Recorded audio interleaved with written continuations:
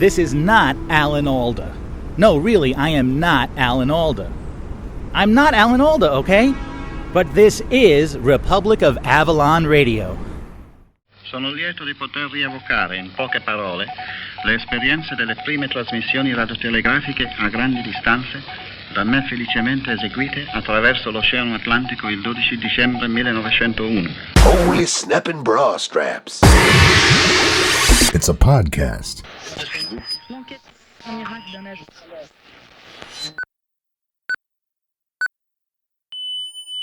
Republic of Avalon Radio. It's 0 hours Avalon Standard Time.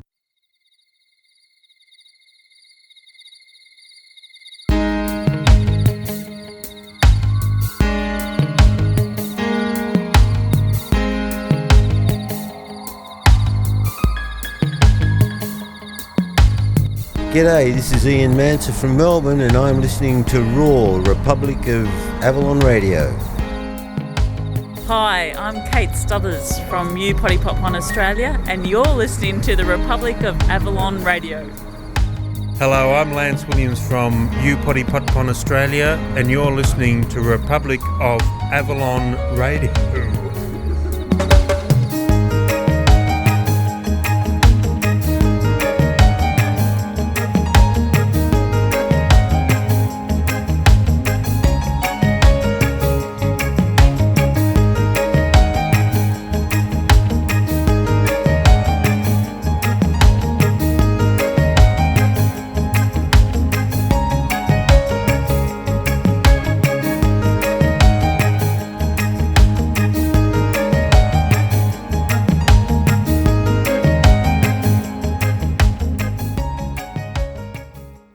Republic of Avalon Radio. The best radio in the whole wide world. You're with the roar. Republic of Avalon Radio. You are with the roar. I am Jim Fiddler. You are you. And here we are all together, and it's a wonderful thing. If you are new, if you've never been on this ride before, welcome aboard. And again, a huge thank you to all of you who very patiently await our episodic episodes that come out periodically whenever we get around to doing them. In the case of this summer, it's been dodgy at best. I don't know what it's been like where you are, but here, up until a few weeks ago, it was abysmal. I've been hearing about some equally abysmal, but in the other direction type weather. For example, several days of 100-degree weather is not very nice. You're not going to hang out at the beach too much or go walking around or sitting on your back porch in 100-degree weather. And the same goes for 50-degree weather. So I think we should find a happy medium. How about we all, some people say that basically it's us, whatever we do, that controls the weather. Sounds kind of spooky and kind of superstitious and strange to me, but if this is the case, if you and I do control the weather, folks, then why don't we all just agree and compromise so that instead of it being 100 degrees over there and 50 degrees over here, why don't we just have it 75 everywhere? I think we could all probably deal with that. So anyway, there you have that. We've been not put off by the weather whatsoever. We've been busy little beavers here in the Republic of Avalon. That album that I've been telling you about, Leslie Street, is in its final stages. Just a few little brush strokes left to do. A few horns over here, a few harmonies over there, a little bit of harmonica here maybe, a little bit of slide guitar over there. And I'm really excited about this record because it's in a lot of ways, it really feels to me like Gypsy, my first solo album that I did. Not that the music is the same, I don't mean it that way. I mean kind of where I'm coming from and where the music I think is going to go in terms of broad appeal and so on. From my perspective, from where I'm coming from, really with Gypsy, it was just music that was just coming directly from me. And at the time, it was a kind of a melting pot of music. It wasn't a Celtic record, it wasn't a folk record, it wasn't a whatever this and that, but Celtic people liked it and folk people liked it, and all kinds of people seemed to like it. It was a contemporary record that many people described as being traditional. It was a traditional type record that many people described as being contemporary. So, in that sense, it was just me being alive at the time, making music, and drawing on all kinds of different sources, but internally, not doing it in a heady way. It wasn't contrived. It was just the music that just came out of me. And that's really the same with this record. It's just all music that just came out of me, and it taps into whatever the sponge that I am, whatever music that I've soaked up over my lifetime. It's just coming right from the same source in that way. So I think I have the feeling that when this music actually comes out, that a lot of different people of a lot of different stripes are going to identify with it and perhaps even dig it. So very excited about the album, and we were also mentioning to you about some things that we're doing a little bit different in terms of how people record albums and release them and things like that. This is the 21st century, and the music so-called industry or business or whatever the heck now is not, the landscape isn't the same as it was 20 years ago, 50 years ago, 100 years ago, 150 years ago. It's always changing, and us musician types have to adapt and in some cases go with the flow, and in some cases just kind of create our own models. I think, for example, the 1850 versus the 1950, and then into the future, the 2050, whatever we're going to be doing. In the 1850 model, I guess people traveled around and played music. There was no recording. In the 1950 model, people still traveled around a lot, but did recordings. And enter the big evil record company. I say that with a certain amount of tongue-in-cheek. 2050, I don't think it's going to be either one or the other, possibly somewhere in between. But at least at this point in time, I think I see an opportunity for people who want to cling on to the old model. Don't know that that's going to entirely work very well, very much longer, if it is in fact even working now. A lot of people seem to be scrambling and reverting back to like the 1850 model. So the whole big record company thing doesn't seem to work anymore. So everyone's just hitting the road, and people are just traveling around and playing their music, and they still make recordings, but they're selling the recordings as a kind of a secondary thing. So you go, you see somebody live, and you buy their CD off the stage or something like that. I think there's that third thing that maybe a lot of people are missing out on, and that is we can be our own record companies, and instead of shipping vinyl LPs to a whole bunch of stores, we can actually get the music out worldwide digitally. That might not sound so brand new to you, but in fact a lot of people aren't really doing that, or not doing it very effectively, because they're too busy running around from gig to gig and still trying to sell these CDs off the stage kind of thing. Don't get me wrong, I love the tangible. I love a real LP in my hand, or a real CD, and liner notes and all these things. And we're going to be doing that with this album, Leslie Street. We're going to be there will be physical CDs that people can buy and own and put on their coffee table, put in their CD tower, whatever the case may be. This will actually occur, but there's the other side of it. There's a whole world all around us, and this music can be gotten out in much easier ways than physically loading boxes and boxes and boxes of CDs onto trucks and hauling them around everywhere. So I myself think there's a better way, and that is what we're looking at with this CD here. We're looking at doing something a little bit differently. We're looking at creating a community where the fans and the artist can be together in the same place, and there can actually be some discourse and some feedback and so on and so forth. And What we're doing is releasing the album.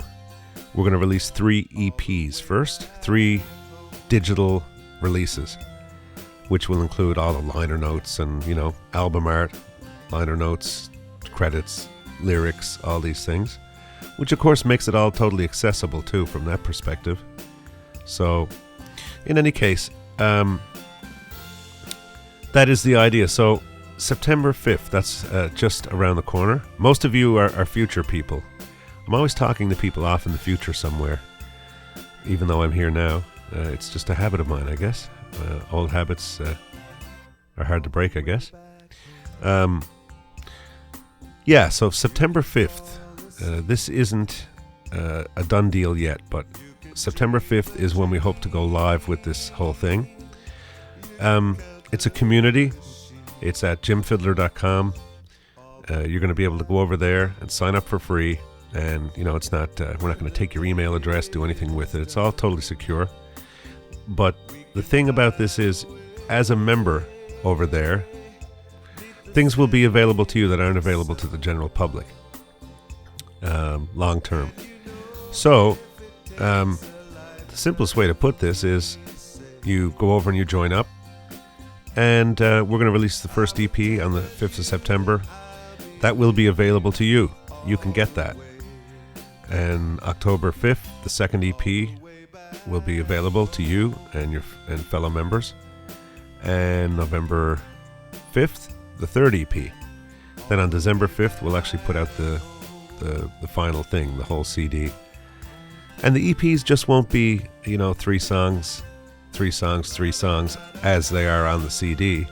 You will actually be getting some different stuff, like a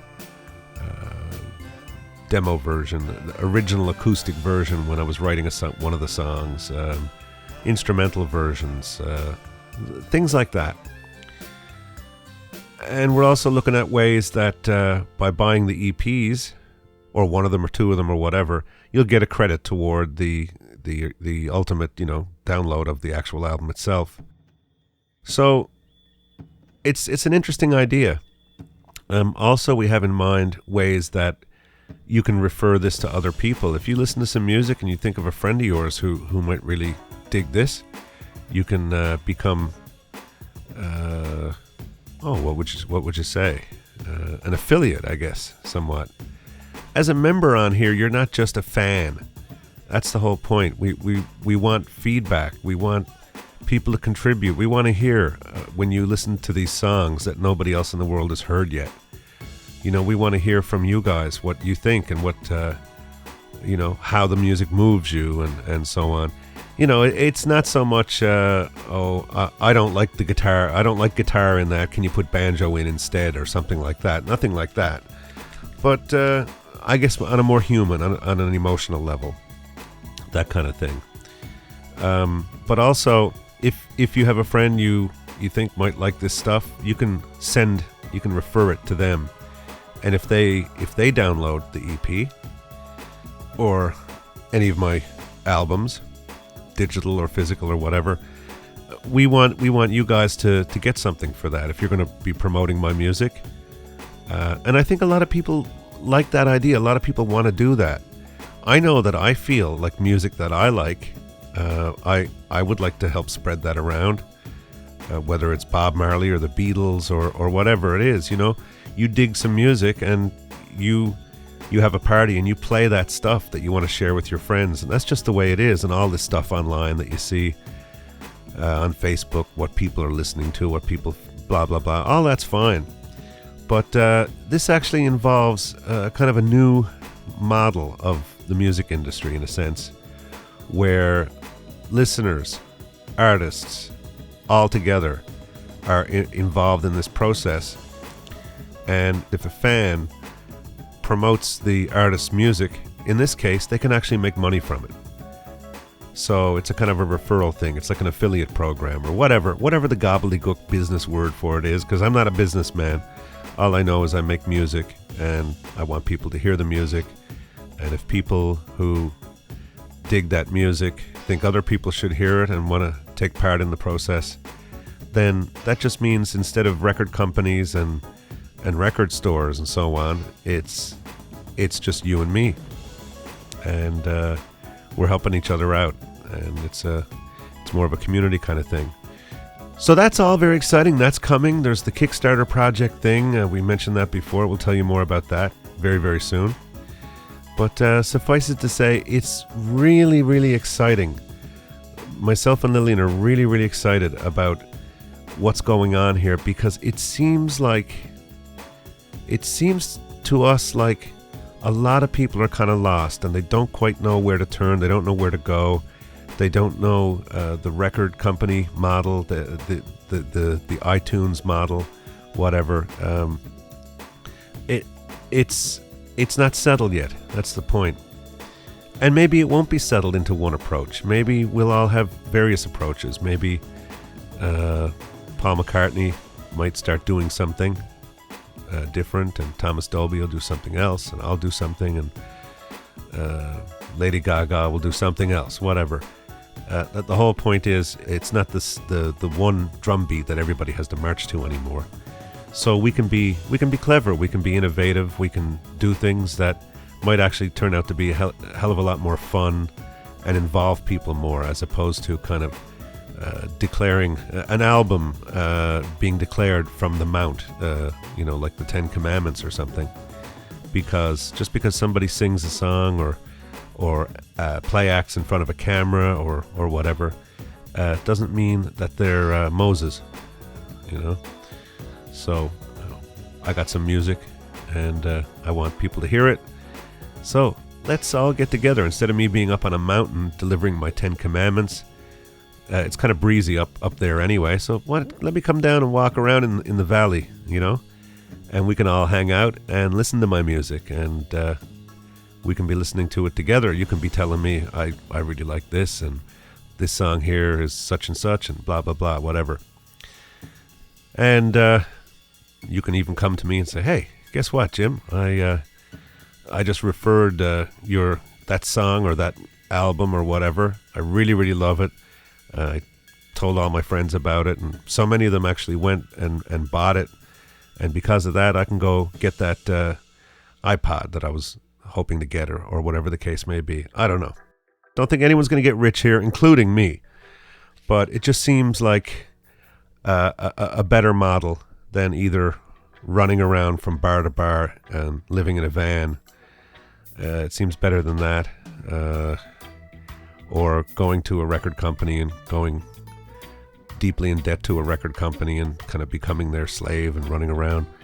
Just seems to be an alternative that involves people. And we'll see how it all goes. It's the kind of thing that if you like the idea, then you can maybe help shape this, because all of this does involve the media and so on as well. This is part of the media, and the media will be hearing about this when we're putting out the announcements that about the EPs and what we're doing and so on. There will be interviews and so on, and it could be something that can help at least make a little dent somewhere in the way things are going for people who love music, and they don't necessarily want to get lost in the shuffle and have everything cheapened and so on. You want music, you want good music. And I think people also want to have closer contact with artists. I think people always love to get their CD signed or shake the hand of somebody who wrote a song that made a difference in their life, that kind of thing. And that's where we're wanting to go with all this. And we got some other ideas too coming up in the future after this album and the EPs and so on. We got some other things that we're very excited about that we'll tell you guys all about in due time. But anyway, in the meantime, as I was just about to say, if you like this idea, and if you go over and you check it out and it feels good, and you really feel like you wish other artists would do this kind of thing, you get the EPs and you're like, wow, I got this music that's not available to anybody else in the world through iTunes or this or that, and this is good music and I love this, and you refer it to some of your friends and they buy it, and then you get credited, you get credit for that, and you just say, this just feels a heck of a lot better than a lot of the other stuff. Just going and going to a stadium, excuse me, and screaming at somebody a half a mile away who can't hear me anyway. In this case, I will actually hear you in the community. And the community, by the way, because this is the Roots Cellar where I am. The studio is called the Roots Cellar, and everything we do is under the guise of Roots Cellar Productions. Roots Cellar meaning a root cellar, R-O-O-T, is a place where you, after you plant and nurture and grow food, you put it there so that it will last into the future and give you sustenance, and you can get nutrition from it months and months later. In the case of this, the music, to me, roots is music. Almost all music has roots. It comes from somewhere, and I think the music that kind of turns my crank really is the stuff that has deep roots.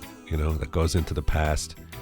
It can be, roots reggae through R&B and soul and gospel and whatever, reaching right back to, through New Orleans and then right over to Africa, right over to Europe,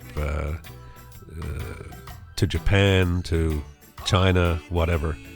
Just roots music, and not just putting it in a display case or leaving it out to rot, but taking that stuff, and from those roots we grow food, because ultimately that's what music is, really. It's soul food. That's what music is. So anyway, that's the Roots Cellar, and the name of this little community that we have is Roots Cellar Rats.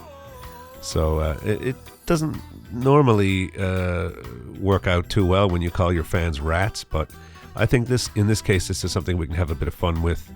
We can all, I sort of picture that as kind of like a cabaret, like an underground cabaret, where all of us together can just kind of stick on our sombreros or our cowboy hats or our Rasta caps or whatever, and all be in the one place together, no matter what color we are, no matter what kind of hat we wear, whether we're firemen or fishermen or dentists or whatever the case may be. And just hang out and exchange information and listen to music and interact with an artist, as opposed to being, talked down to by an artist way up on a mountain somewhere. And we'll see how it goes. But the thing is, if you like it, then become part of it, participate in it. And I think there will be some payback. And you never know, there could be some bleed over. Some other artists might get similar notions. And if you are a recording artist, if you are a musician, and you like the sound of what I'm talking about, when we get it up, go check it out. If you like the look of it and the feel of it and so on, and you want to know how you can do something similar, get in touch with us, and we're more than glad to share whatever we've hatched and figured out painstakingly over, years of trial and error and stumbling and making mistakes and learning from them. Anything that we have, we're more than willing to share, and that's just the way it should be, I figure. So there you have it. All right, this is Republic of Avalon Radio. I am Jim Fiddler, as you all probably know by now, seeing as though I've already told you before. And we're going to go out on Walkabout now and talk about all sorts of more zany things. So strap in and check it out. On with the show. Hi, I'm Bob McDonald, the science guy from CBC's Quirks and Quarks, and you're listening to the Republic of Avalon Radio. Everybody seems to be inviting me. I don't want to go to no war party. Everybody seems to be inviting. Hi, this is Eddie Grant, and you're listening to the Republic of Avalon Radio. Take your time. Everybody seems to be inviting me. I don't want to go to no war party. Republic of Avalon Radio on your iPhone, iPad, or iPod Touch. Really? Available now in the iTunes App Store. Right on. Get it today. Yeah. Republic of Avalon Radio. Either you're with us or you're with the terrorists. You're with the Republic of Avalon Radio. You are with the roar, and it's a darn good thing, I'd say. And I am Jim Fiddler, as per usual, and with me, as always, is the lovely Miss Lily. Good evening. Say howdy. Howdy. There, she said howdy because I told her to, and she sometimes does what I tell her to do. Sometimes I do what she tells me to do, and otherwise, we just pretty much just sort of don't. Right? Pretty well. Pretty well. Pretty well. We like to comply as much as possible. Yes. We are into compliance. We like that. Mm-hmm. It's good. Yep. So. As long as it's good.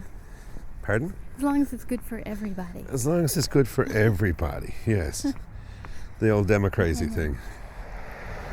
Dee-dee-dee, there goes an automobile.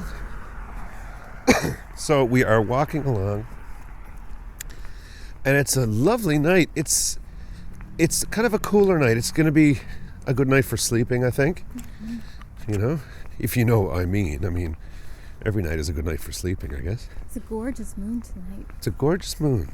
Mm-hmm. It's yeah. Like a not quite half moon with a nice... What are those other names? There's all kinds of bizarre names on the moon. Yeah. You know, a gosling moon. Not a gosling, but there's all kinds of goo-gas, silly names that they have on the moon. I don't know many of them, I have to admit. It's waxing and it's waning that's and true, yeah. It's doing all these things. But there's other kinds of queer old names that they have on the moon. Mm-hmm. So whatever kind of moon that is, we don't know. What's it look like? Well, it's like... Describe it. It's like everybody knows this kind of shape of a moon because you see it quite often in books and... Yeah, the old, the turd moon. Is that what you call it? Well, you know what I mean. No, I don't actually. Moons are always that kind of curved thing. Yeah. Okay. Yeah, it's that moon, yeah, exactly. And sometimes you'd see the face in the moon, you know, the man in the moon. Do you remember that as a kid, the man in the moon? Isn't he a newfie? I don't know. Rumor has it. He had the crooked nose of like a fisherman. See, I figured it out. If, you know, people have heard about this theory, this idea, people have seen some, excuse me, some pretty bad flaws in the film footage that was supposedly shot on the moon. Yeah, the vagabonds are coming. Let's pick up the pace here. Maybe they'll turn off somewhere. Sounds like an angry mob. It does, doesn't it? Listen. Sounds like they're getting bigger. The mob is getting bigger. I don't know what they're doing. I think it seems to me like they just came from a party or something. Yeah, or they are a party, or they're going to a party or something. Yeah. Anyway, there's no doubt whatsoever, if you do very little research, that there's some film footage that supposedly was shot on the moon that is very bad. You can tell that it's staged. There's all kinds of crazy things that shouldn't be, reflections where there shouldn't be reflections, and shadows where there shouldn't be shadows, and it wouldn't be. I think it. You can see lights, like they've got, you know, like on a film shoot. Uh-huh. They got the lights there, and I think at one point a guy steps into the far left or right or whatever and puts his hand, you know, like, you know, roll, you know, that kind of thing. Right. Take 5, whatever. Okay. High five. Anyway, yeah, there's some pretty darn bad, hokey, faked footage. Now, people may say that proves that we've never been to the moon. No, I don't think that proves we've never been to the moon. I think that proves that somebody made some bad fake film. People draw lines between things that don't belong, you know? The old if A equals B and B equals C, then A must equal C. That's fine. But what would that formula be? If Fred knows Jim and Jim knows Tom, then Fred must know Tom. No, that doesn't work. Right. People have to think these things out a little more precisely, I do believe, before they come to their conclusions. But whether we've been to the moon or not, in recent times, we may have been to the moon thousands of years ago. People might laugh at that, but no, Possible? that's just as possible as anything, you know? It seems that it was quite possible that there was technology. Very much so. More Ancient advanced technology than we have right now. Yep. You want to find some interesting stuff, just start Googling around or go to a library, look up ancient technology. We mentioned before a book by Jonathan Gray called Dead Men's Secrets. And that's just like, folks, just get it. Go to Amazon, order it, read it, and record us a little thing, like a little book review or something, and send it in to us because it's amazing. Things aren't as they seem in terms of our cosmology and all these things. But in any case, whether we did or didn't is kind of inconsequential because really that bad footage has nothing to do with it. I think that the bad footage was due to, the Cold War and publicity. It was public relations, and that film was there to support the idea of going to the moon. So what I'm saying is it's likely, it's possible. I've also heard people talk about the Van Allen belt, that you ain't getting your butt through that unless you're encased in lead and so on. And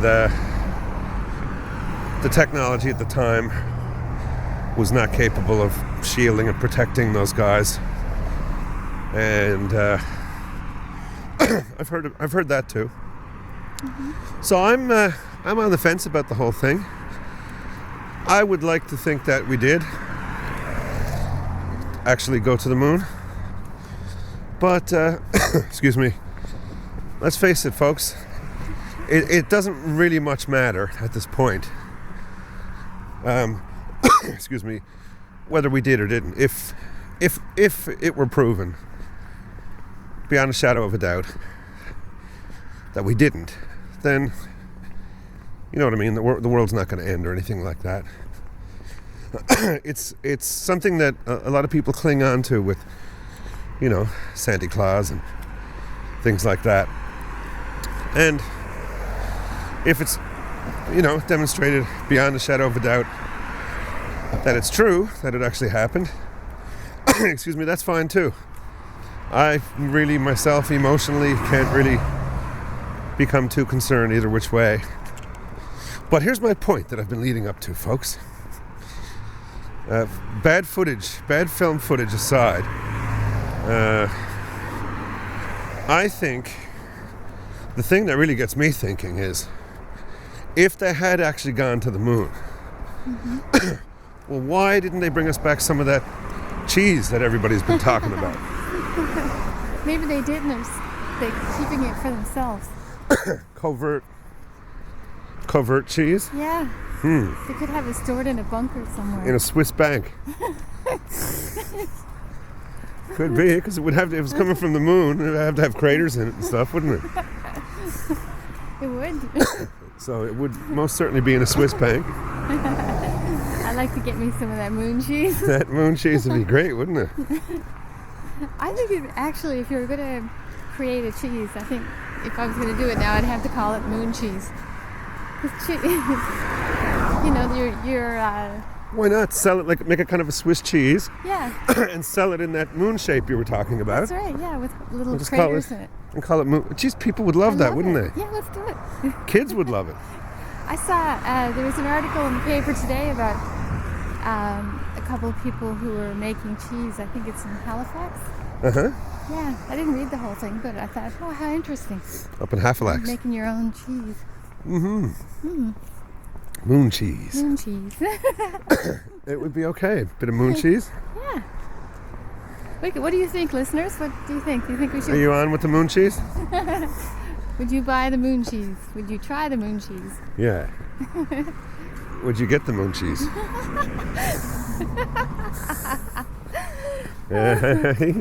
we could export it to all over the world, couldn't we? Yeah, and that could be the slogan. Got the munchies? Get the moon cheese. That could be the slogan. Okay, we want to hear from you, dear listeners. Come on now, dear listener. Yeah, we should address the listeners one-on-one, I guess. All two of them. Oh, 1.5. Listener A and listener B. Yes. Schlemiesel and Schlemazel. Yeah. Oh my. So we pretty much covered the. It's not bad though, hey? Got the munchies, get the moon cheese. I like it. Yeah. We could, do some interesting advertising as well, I think. Yes. I think you and I could be a brilliant advertising duo. I think so. We could dress in moon gear. Yes. Excuse me, folks. I just keep kind of coughing a little. I got a tickle in my throat. Yes, this evening I was in the studio singing and all these things. Yeah, a full day in there. I sure did. Yeah, it was right from when I got up till just then, wasn't it? Gee whiz. But that happens quite often, doesn't it? It does. When I'd be working on albums and that. Oh yeah, I can't pull you away at all. Uh-huh. So I was working today on the whole rejuvenated version of a song I wrote called Matrix. And I won't mention any names, but I asked somebody to sing on that song, and they kind of bowed out because they said they couldn't agree with the philosophy or something like that. And I'll just tell you guys, I'll throw this out there, see what you all think of it. I'll tell you A, what I said, and B, what I mean by it. There's a line in the song.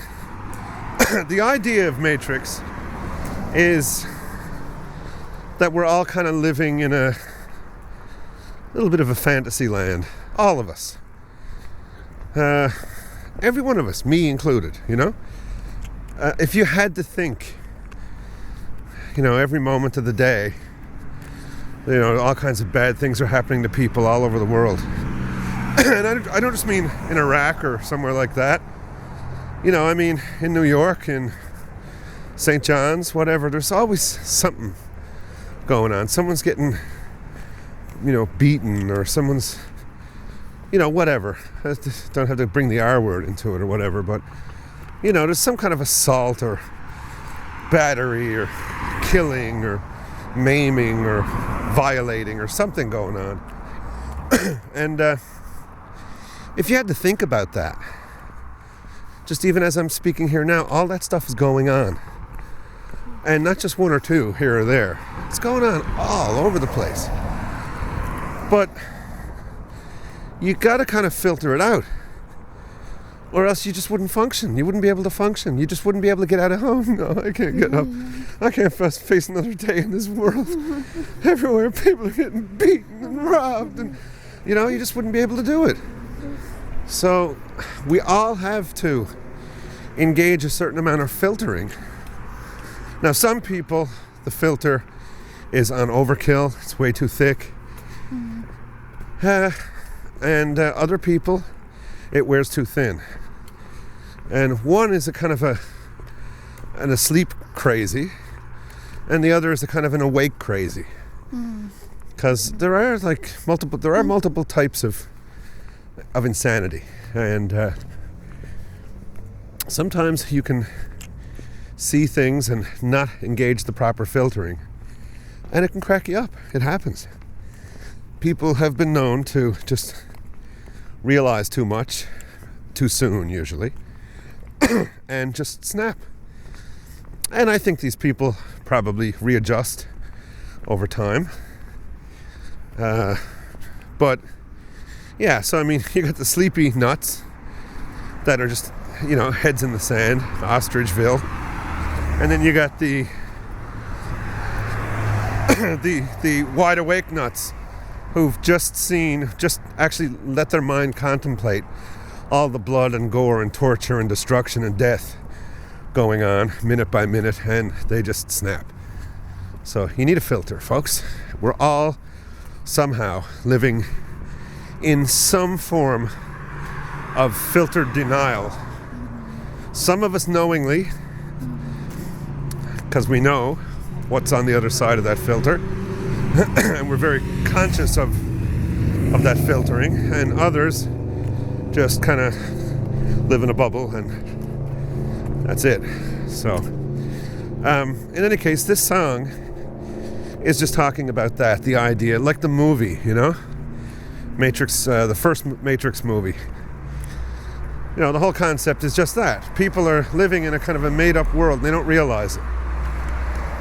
And, yeah, that might sound like a crazy idea. You know, okay for a movie, but can't be in here in real life. But it actually is. When you look at...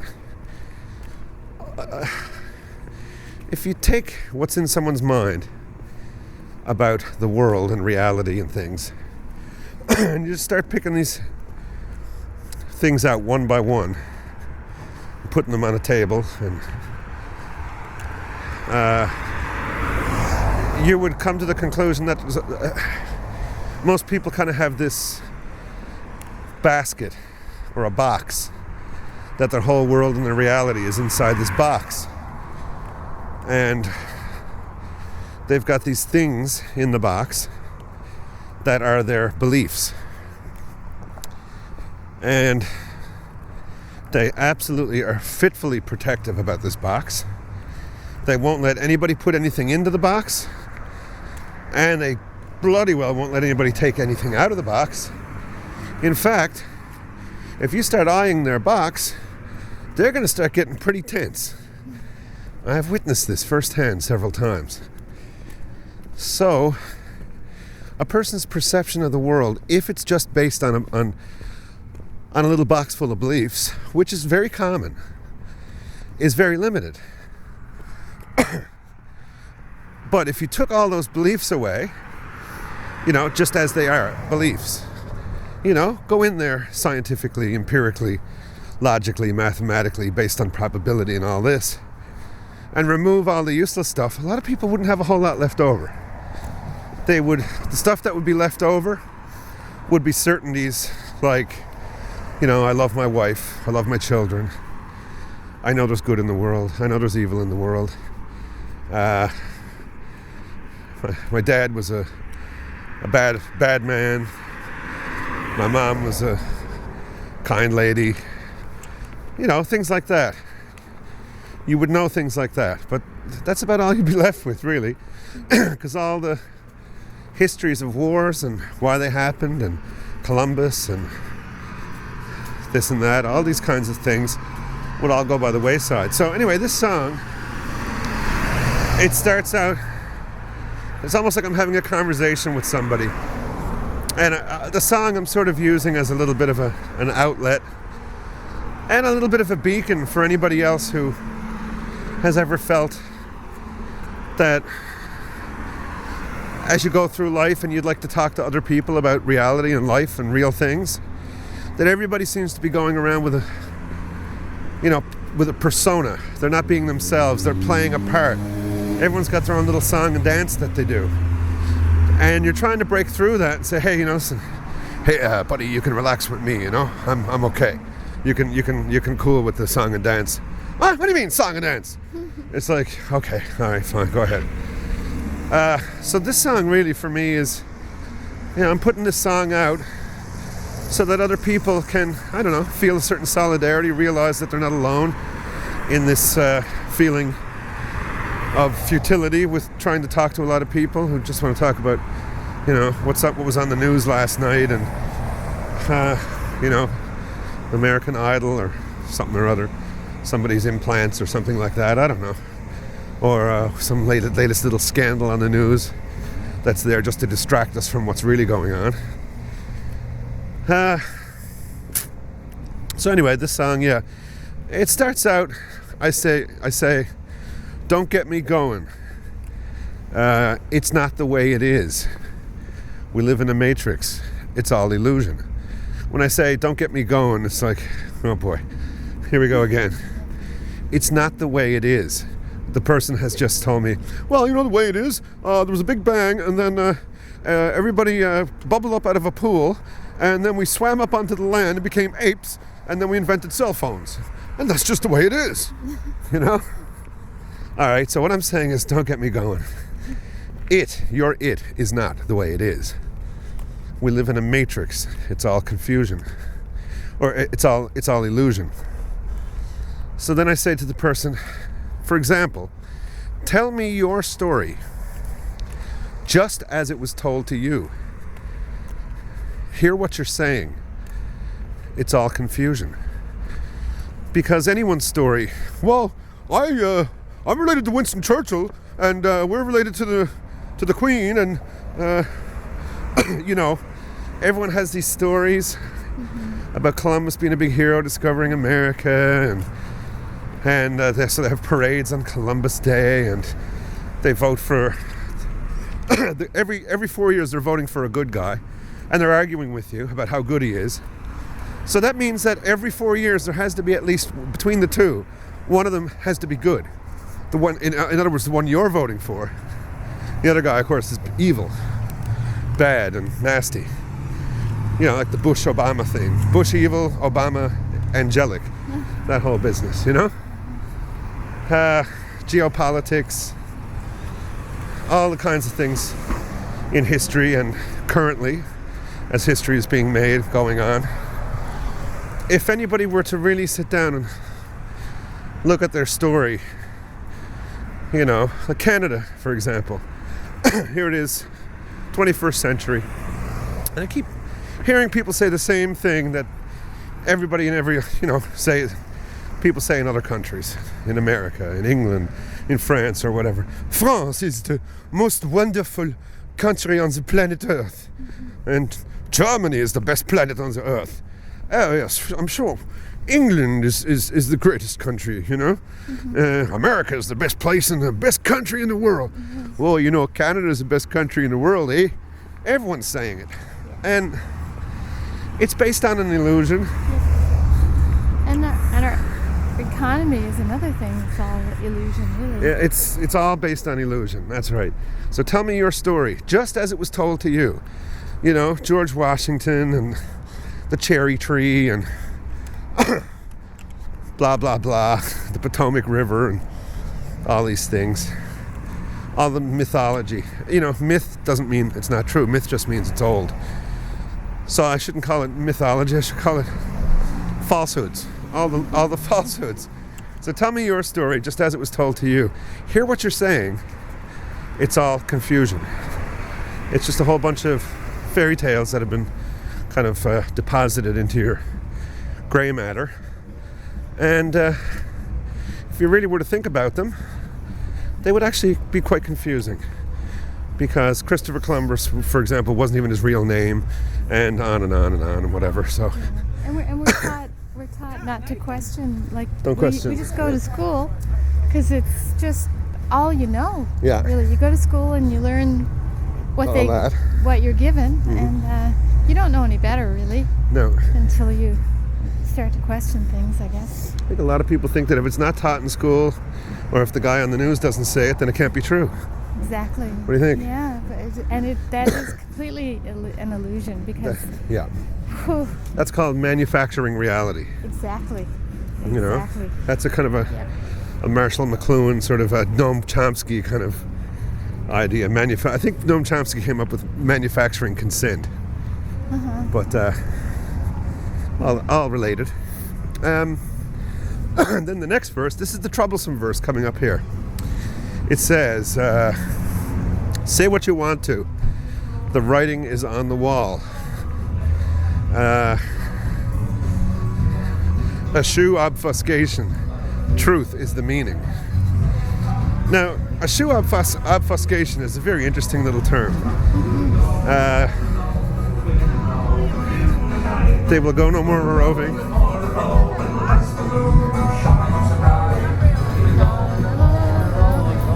Okay. They will go no more a roving. We're supposed to believe that next time we see them out of rope. Yes, so ashew obfuscation. That's a kind of a little tongue-in-cheek line I threw in there. Because to eschew means to avoid something, and obfuscation is making something unnecessarily complicated. So to eschew obfuscation in itself is unnecessarily complicating, saying keep it simple, stupid, you know? So I say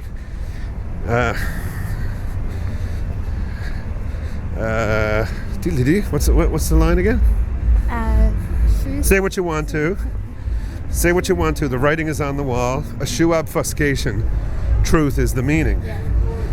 The point is nothing has meaning but truth. That's the thing. This one's opinion or that one's belief, or all the people who are going to heaven while everybody else goes to hell, and all the people who believe that they're racially superior to other people, or that they're urban people so they're superior to the country folk, or that they're country folks so they're superior to the urban folk, which I think was actually something too, folks, by the way.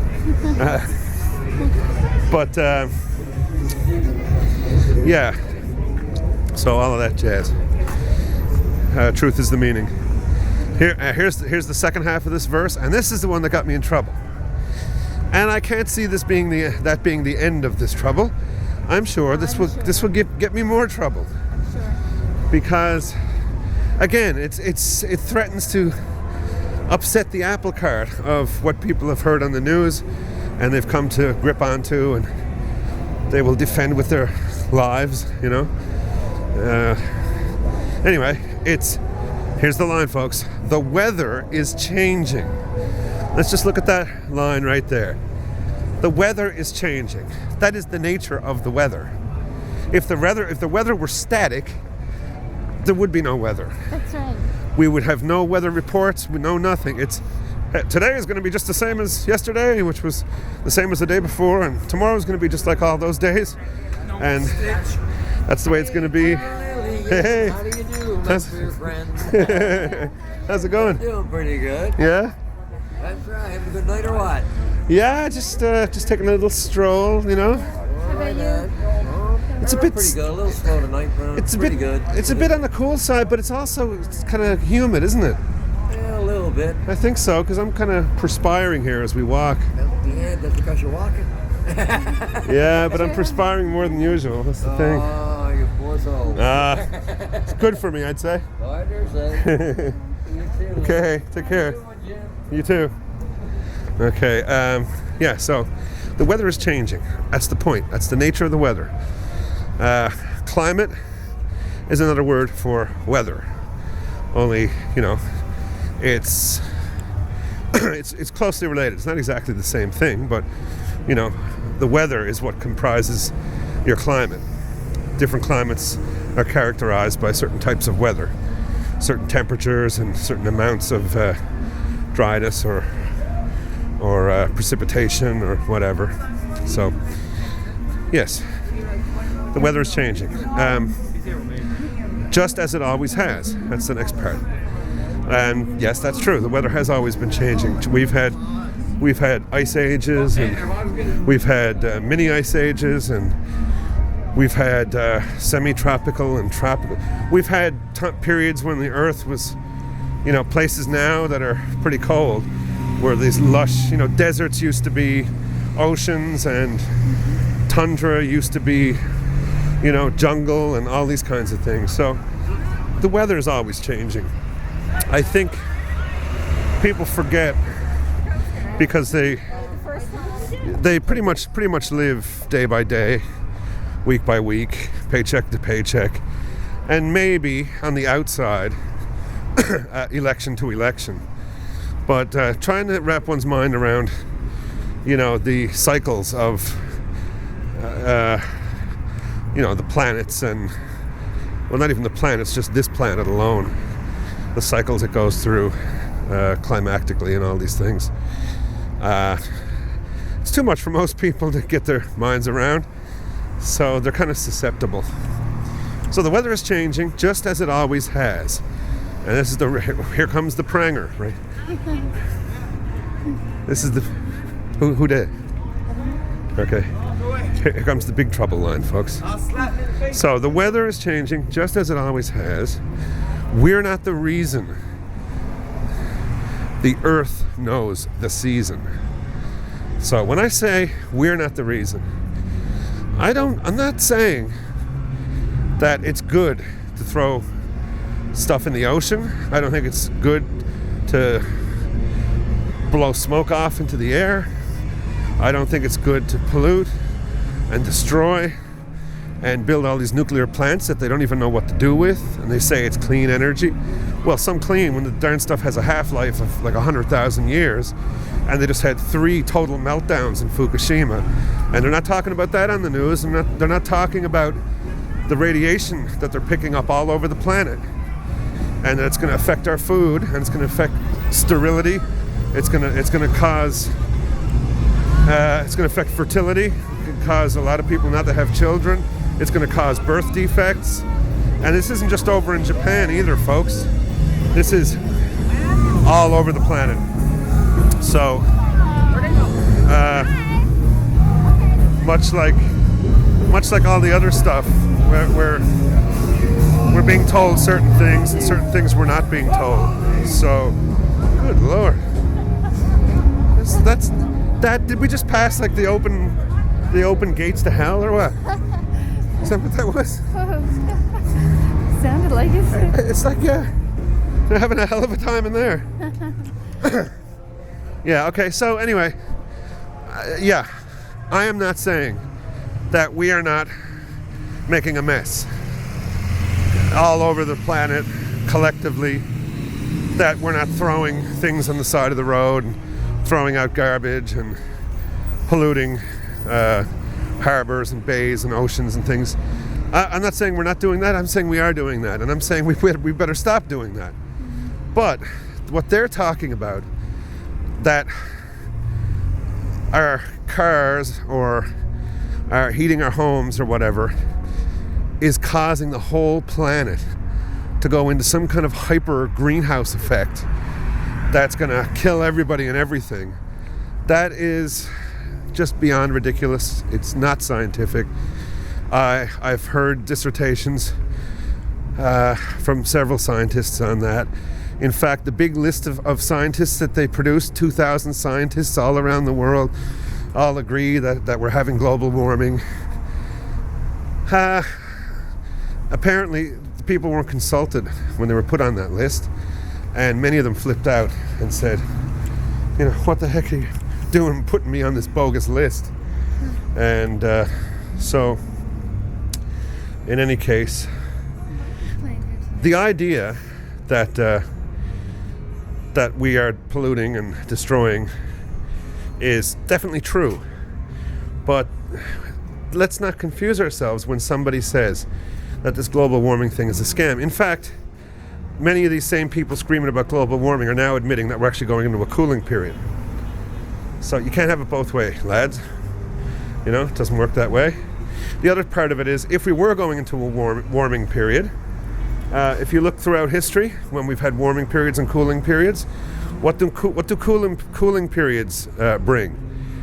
Pretty much death and extinction and hunger and pain and suffering and woe and things. And the warming periods bring huge, massive, off-the-scale growth of, algae and coral and forests and all kinds of things. And new species emerge during these warm periods. So if they were all screaming bloody murder that we're going into a warming period, then they must have a real problem with the idea of life and life flourishing and things like that. So the other thing is the chart that they use to justify all that is totally bogus. Anyway, what I'm saying, folks, it's not a conspiracy theory. It's not good science. The whole idea that we're going into some warming period and just we're all going to be like swallowed up in a massive global heat wave or something. It's just, let's put it this way. The people who are making aside, here's the point. That all aside, I'm not even talking about that when I refer to that line. What I'm saying is really the ones who are doing the damage aren't you and me, John Sixpack, Joe Sixpack, Jane Sixpack. It's not us, regular, ordinary people, that are doing the major damage. It's the guys. I call them the guys who own the smokestacks. Those guys, the guys who own, the big oil companies, the big international people that are manufacturing nuclear warheads and bombs and guns and tanks and gouging out whole mountains for a bit of ore of some kind. People that are building nuclear power plants, and it's just unspeakable, nasty things that the whole rest of humanity just all together wouldn't be able to compete with them. It's those guys. So when you recycle, you have to spend some of your time, sorting out this and that and the other thing and the other thing. Why don't they just stop all the packaging? That's the whole point. It's so crazy the way the system is. Yeah, it's the big companies can do whatever they want, and then you and me always take the blame. You and me. Yeah. And we got to clean up the mess, and we got to suffer from the radiation, and we got to suffer from the bad food and the bad water and the bad everything, while these big company people just pay off politicians and play this game, and this all goes ahead. Hey. Can I come out? You may. So anyway, yeah. So that's the. I'm just gonna finish this off here.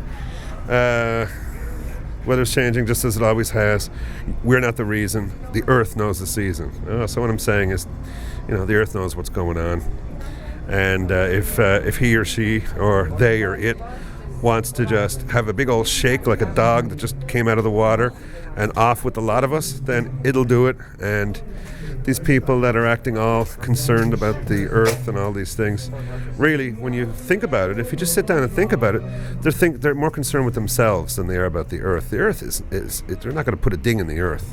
So we can all be gone, and the Earth will just chill out for so many thousands of years until it chews up all the old plastic and rots away all the old leftovers and makes a whole bunch of new oil, if that's how oil's even made and whatever, and waits for the next cycle of life to come around and see if they get it right.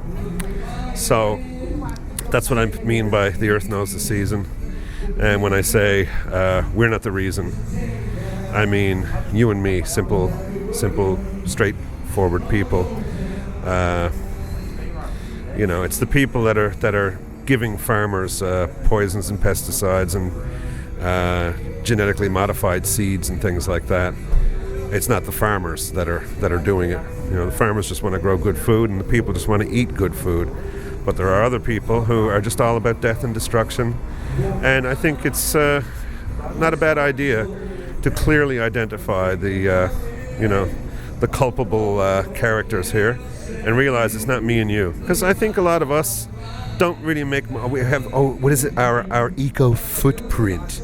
Yes, we all have eco footprints. Well, fine. I don't think who's the guy who's big on that? Well, you all know. I don't have to tell you. What's his name? It's not coming to me. Hold on. Who's big Mr. Vice President who's all holier than thou about saving the Earth and all that? Mr. Big Vice President? Yeah. Yeah. Well, Joe Biden is Shit. No. Al Gore. Yes. Al Gore, thank you. He makes money on that, actually. Oh yeah. Anyway, he's all self-righteous about we all should just freeze to death and whatever. And somebody went and did a little looking in to see kind of what his bills were, and his house where he lives and so on. He's almost like using his own power plant. I mean, he's a pretty bad polluter himself. Yeah. I was listening to a program a couple of weeks ago that came out of Russia. Yeah. And those people there, they said that they don't subscribe to the Western version of global warming. No. The country is so big, it's 1.5 times the size of Canada. Yeah. So they got northern regions and somewhat southern regions. Exactly. Right? And they've done their own research within the confines of their own country. That's right. And they said, according to what, their research is, that's just a natural warming and cooling cycle that has happened over the millennia. You can dig it up in the ground and look at it. In fact, it's happening. The weather changes we're going through, it's happening on all the other planets too. So I don't know. I don't know how that's cows passing gas and people driving their Volkswagens or whatever. True enough. Plus, the sun is over 99% the mass of our solar system, and the sun's been absolutely turning itself inside out, going into fits lately. Lately, yeah. Being totally unpredictable. 1 minute it's dead as a doornail, the next minute looks like it's going to belch out something that's going to Well, as kill long as us it all. doesn't make any iron at its core, because if it makes any iron at its core, then we've only got seconds. That wouldn't be very good, would it? No, that's a supernova. I don't But, think you know, I'd dig that. There was a comedian just a little while ago. He was on stage and he was saying, you know, they're talking about global warming, saying you're driving too big of a car. You know, you're burning too much electricity, and we're burning too much coal and this and that, right? Yeah. And he said, I'm no scientist, but I think the main factor that contributes to global warming would be the big yellow ball in the sky. Did anybody think to look at that? 99%, over 99% the mass of our solar system. Absolutely. And it's not supposed to be affecting the weather. No, it is affecting the weather. It's affecting the weather quite dramatically. And Santa Claus discovered America, and the blue-eyed blonde-haired Jesus is doing just fine. Yeah, he's working at McDonald's with Elvis and Jimmy Hoffa. Yeah. Well, isn't it the savior for us all, eh? The savior for us all. Yeah. I think we'll all find our own savior the same way some of our ancestors did. Mm-hmm. All right? And it wasn't in the media, and it wasn't in what was broadcast and publicized and fed to us forcefully. That's right. Right? I was just telling folks about my song Matrix, the lyrics and that, so on. So anyway, that was our good friend Charles, and he's a regular listener. Charlie and Tanya, they were on a little while back, and so thank Charlie for his 2 bits, and I will say so long to you all, and thank you for coming along with on this little stroll with us, and from myself and me, Lillian. her nibs. Take care of each other, and we'll catch you next time. Okay, bye. See you. See you. Bye. Don't take any wooden nickels.